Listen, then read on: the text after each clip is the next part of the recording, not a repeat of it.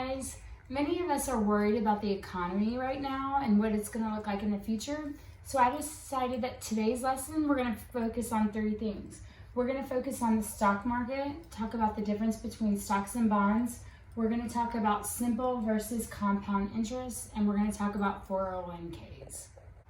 Okay, so the first topic would be stocks versus a bond. A stock would be money raised by businesses or corporations through the issue of shares. So if you own one share of Walmart stock, you technically are a part owner.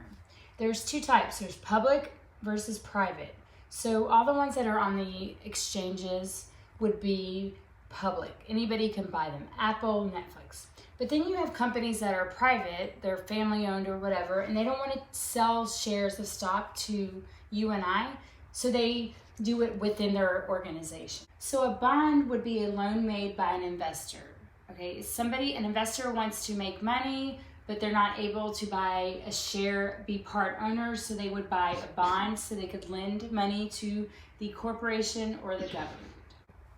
Okay, so the stock market would be all the stocks that are bought and sold at the different exchanges. There's lots of different exchanges. One that is most common would be the New York Stock Exchange. How do we know how the stock market is doing?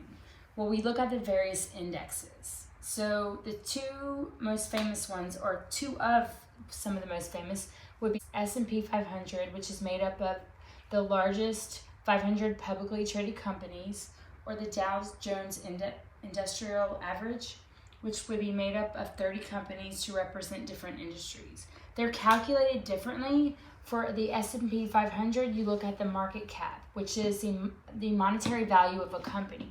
To find that, you take what the stock is currently traded at times the number of shares available. For the Dow Jones, to calculate, you use the sum of all the 30 companies' stock prices and you plug it into a formula. Okay, so now we're going to talk about interest. Interest is basically money paid for money lent. There's two types of interest. There's simple interest and compound interest. Simple interest would be interest paid only to the principal. And compound interest would be interest paid on principal plus on interest previously earned. So which one's good and which one's bad? Well, they're both good and bad in different situations. So they would both be good for investments and savings accounts. Interest would be bad, we don't love it when we have a loan, we have credit cards, we have mortgages. Okay, so now I want to apply simple and compound interest. So let's say you have Sally and she's 19 and she decides to invest $2,000 a year at a 10% interest rate.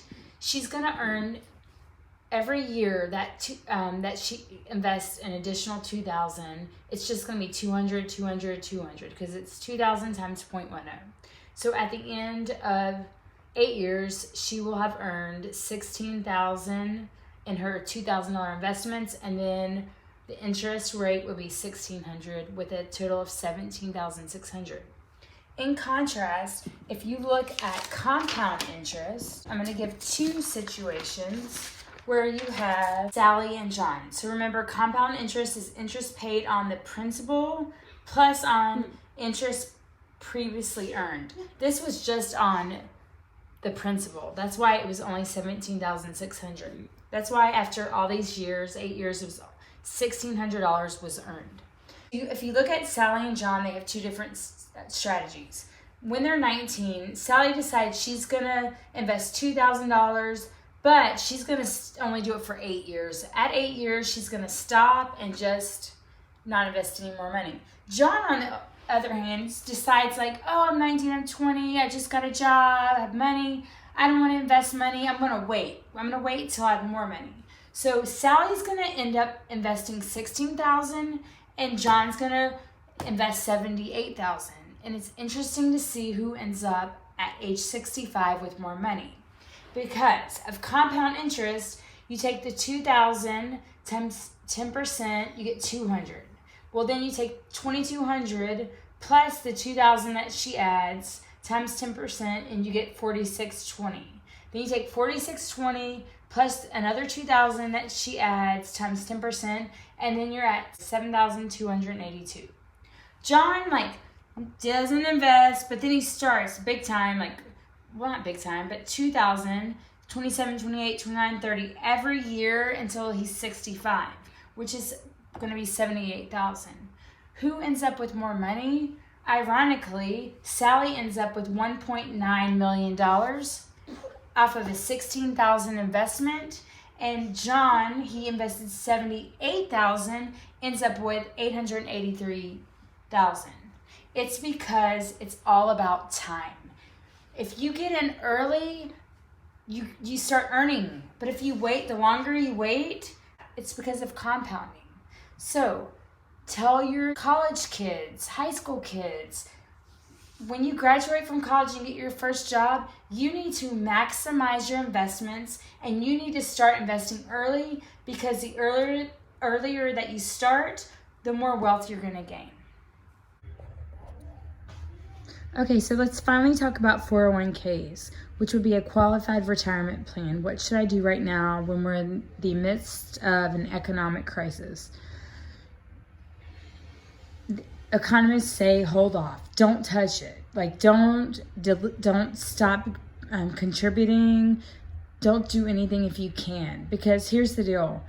Right now, banks, mortgages, you can get 3 months, you can get extensions. You can get extensions on everything.